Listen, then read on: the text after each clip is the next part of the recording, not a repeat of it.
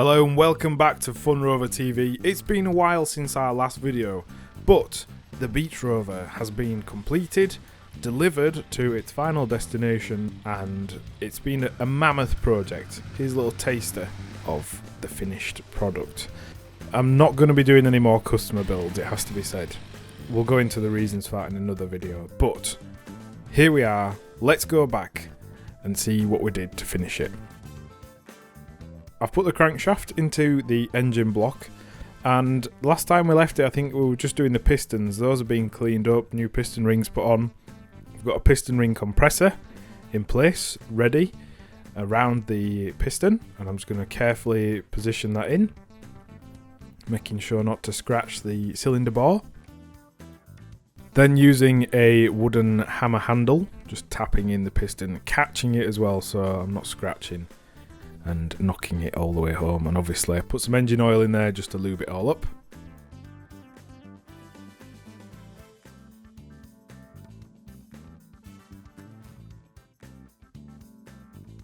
So the pistons are all in. Camshaft is next. Again, everything's smeared with engine oil.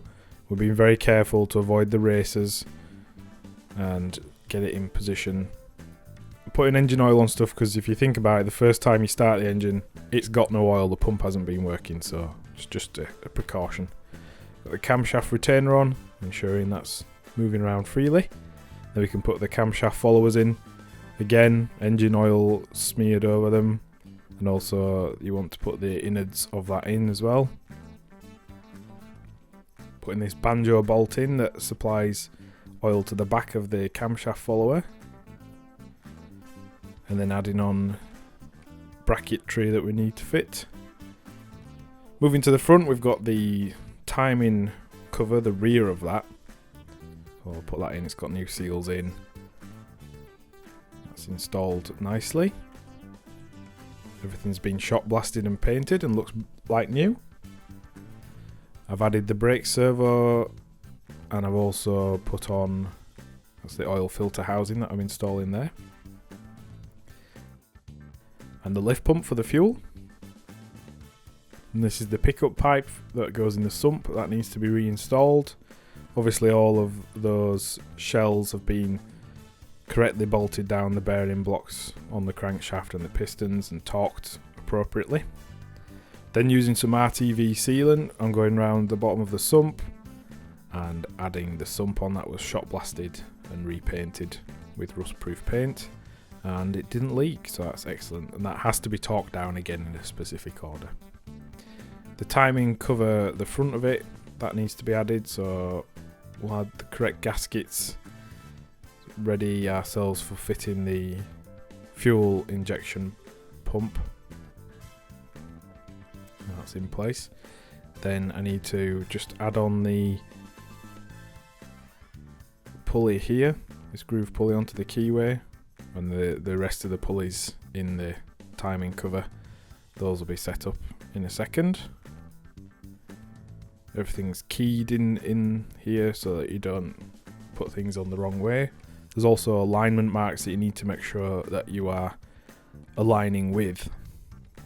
So we'll get all of those rings on correctly and seat them. Then we're adding this belt tensioner or idler pulley. There's two parts to that, so we'll install both of those. That's a brand new one. Now I don't actually really know how to do the timing, so I got a mechanic to do this. I think there's a video from Land Rover Toolbox videos you can watch. It's a DVD that shows you how to set up the timing. It's not as difficult as it looks when you actually watch how it's done, but it's probably worthwhile checking out that DVD. So now that that's done and the engine's really coming together now and taking shape, I can carry on assembly. So I've put RTV and also a fibrous gasket that will allow hopefully no leaks either in or out of there.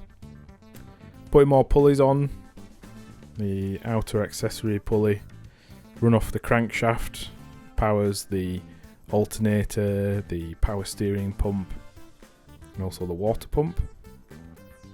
just using a nylon hammer to tap the crankshaft pulley home. I'm going to be fitting a VNT turbo to the 300 TDI, but to make sure I don't get any oil in or dirt inside the engine, in the meantime I'm just going to put the old pipes in. And this is the dipstick pipe, just pushes in. That needs a bit of a clean up. The old water pump was pretty corroded and it just seemed to make sense to change it at the time, so put a new one on. Needed to clean up those faces, put more liquid RTV gasket on and a fibrous gasket, and then pops that into place. Secured it on this bracket that fits to the block. Power steering pump, that was next to be installed. We're starting to get places now, so I can think about putting the belt on, but first I'm going to put the belt tensioner on. I've also installed the alternator in off camera. So we'll get the belt sort of aligned up, feed it through where it needs to run, and then just by putting a socket onto the belt tensioner you can give yourself enough slack to fit it on. It's pretty simple basically. Just add that tension onto there, and then you can get your belt over the last pulley. Make sure it's sat in the grooves as well.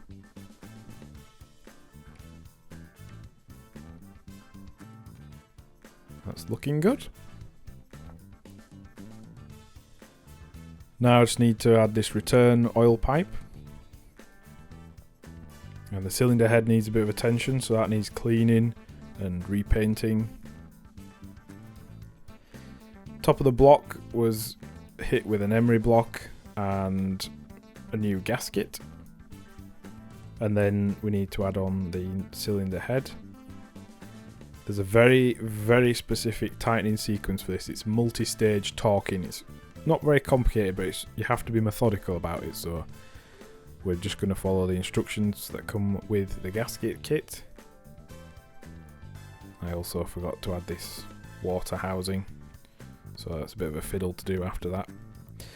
The glow plugs were replaced with new ones. One of them had to be helicoiled using an insert. That was done by a mechanic for me. Then the injectors were replaced. A couple of those had to be replaced for new ones. I also did the rocker timing off camera because it's a little bit fiddly and tedious. And then the rocker cover with its seal can be placed on. That's been painted to match the rest of the block.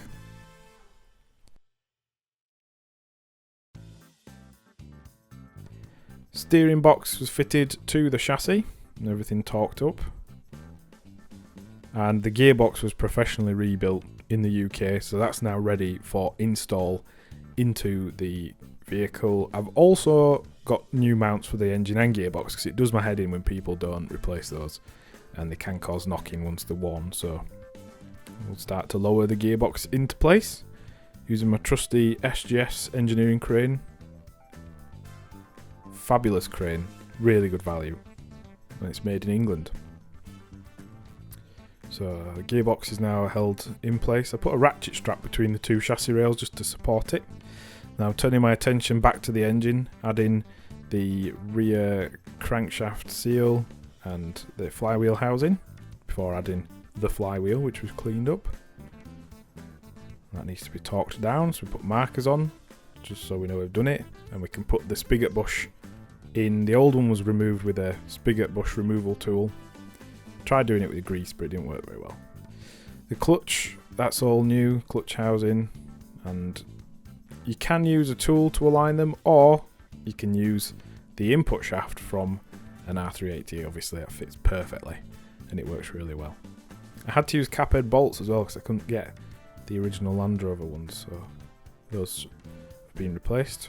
Putting it on a heavy duty clutch fork and a new clutch release bearing. Just operating those to make sure they all work, along with the new slave cylinder.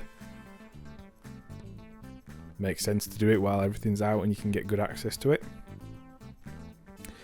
The wheel arch liners, those were galvanised and installed, and now we're ready to drop in the engine and mate them with the gearbox. So it's just a case of aligning the input shaft into the back of the engine in the spigot bush It's a little bit fiddly, but nothing too difficult.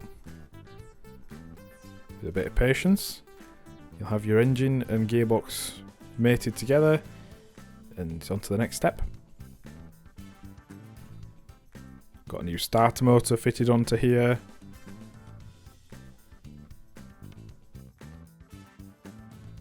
Time to turn our attention now to bobbing the 110. The chassis's already been done, as you've seen. The bodywork needs to be done next. So I fitted the bulkhead and some series doors so I could get alignment on the tub with the doors, and I very carefully marked out midpoints of the wheels and also where I needed to make my cut. So these were here just so we can make sure everything's straight. Then I need to take off the cappings. They need to be shortened, so all I did was remove those, and once we were happy with the length of the tub, just cut them and welded them back together.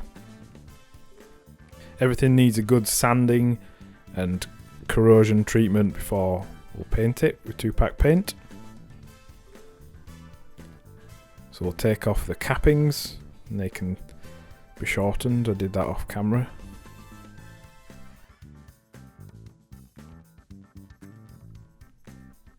A little bit stubborn because the factory apply kind of a tape sometimes between the two, tub and the cappings, which you can see there. We'll take off the corner cappings, they have to come off. What I did was I actually removed the back panels so that I could cut the whole back of the tub down to match to where my chassis was. I had to do a bit of tweaking with those custom chassis mounts I made, and also cut down the tabs on the cross member, but basically it's not that complicated a process, just a case of measuring everything about 10 times to make sure you're happy with it. Then I roughly cut out a hole that's going to be for our side storage lockers. I did one of those on both sides, and I just left 2 little tabs on either end that I could then snip off with some tin snips. Don't worry, it all works out quite well. So there's holes in both sides of the tub now for those, and I've stone chipped the underside of the tub, and we're ready to paint. So taking it to a spray booth which I hired, and added high build primer on everything. Some of the components had a bit of filler, but nothing major, and obviously just making sure to wear all the appropriate safety equipment. But spraying in a booth is amazing. It just takes away all the overspray. And these disposable cups that I've got for my DeVille Bliss spray gun are fantastic. So then it's just a case of hitting everything with the colour. It's actually light stone, it's a NATO colour. It was often used on Land Rovers, so that's what the customer specified. And we can then begin fitting wiring, the brakes. I had to make up custom fuel tank mounts to add a Series 3 style fuel tank, and set about mounting the tyres onto the wheels. I've gone for Wolf wheels in black as per the customer's request, with BF Goodrich tyres, which is a lovely combination. So then we can start reassembling. Put the tub back on, put the seat box back in, wiring harnesses onto the bulkhead. That was repaired and tested. Got these lovely wing covers which protect the wings, and you can see got some nice silver wheel nuts. Put on twin washer jets because I think it's a good idea, and also put in a Series 3 fuel neck filler. And then set about just adding the final touches: LED lights, stainless steel fixings where appropriate, rock sliders from Paddock Spares in Galv. And these are all new pedal pads, new windscreen wiper motors because I put on the later type screw-ons because old ones sometimes do fall off. Refurbished the master cylinder for the brakes and the clutch cylinder, and that's got a new clutch cylinder there, and I also put a new cap onto this water housing. Underneath then you can see it's pretty clean, it looks more or less like new, which was the goal, and we can start fitting in the side lockers which are fabricated for us out of aluminium. Those have got drainage holes so the customer can put a dripping wet wetsuit in there. And then final touches to build a teak deck in the back with an inbuilt storage box. Put on the VNT turbo and the manifolds and things for that. And also just run the wiring, brake pipes up here, put the heater box in, got a performance intercooler and new radiator. But these LED headlights came from Thomas Performance UK and they are fantastic. Really good quality, good price as well, and the light output is just ridiculous. Like, honestly, they're so bright. I absolutely love these, and so I'll be using those more in the future. They look fantastic, and the output beam you can see there is great. We've gone for LED all around because it's more efficient, makes less power use. They can see the other storage box fitted, and the radio that we're installing has got a built-in sat-nav. It's an Android-based device, and you can run cameras into it and all sorts. It's a really clever little radio.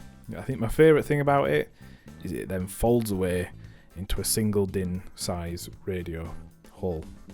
So after a bit more work and tweaking, the thing is done.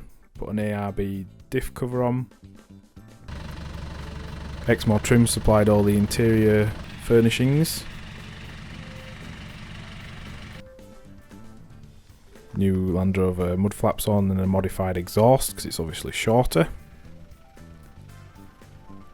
The engine bay pretty much like new. An Old Man Emu steering damper on because they work really nicely, and twin horns because they sound a lot better. Put some anti-slip tape onto the galvanised rock sliders. That teak decking, it's finished and sealed and looks good. My wife did that for me. She's got some skills. So yeah, that's the finished Beach Rover. See there, Series 3 fuel tank pickup. Custom engraved boss from Exmoor, and this fridge that we made inside a cubby box, which is pretty cool. Custom made, it's a one-off. I've not seen anyone else try and do that. We made that in-house. So what are we going to work on next? Well, we'll have to tell you in a while, but anyway, thanks for watching. We'll see you in the next video. And remember, where we're going, we don't need roads.